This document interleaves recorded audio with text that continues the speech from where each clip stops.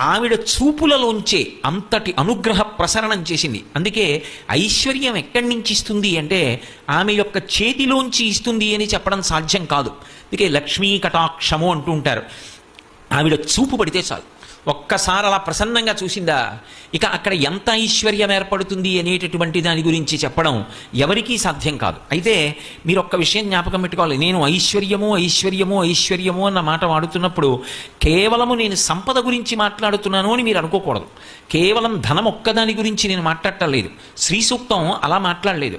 కేవలం డబ్బొక్కటే లక్ష్మీదేవి ఇస్తుంది అని నిర్ధారణ చేయకూడదు.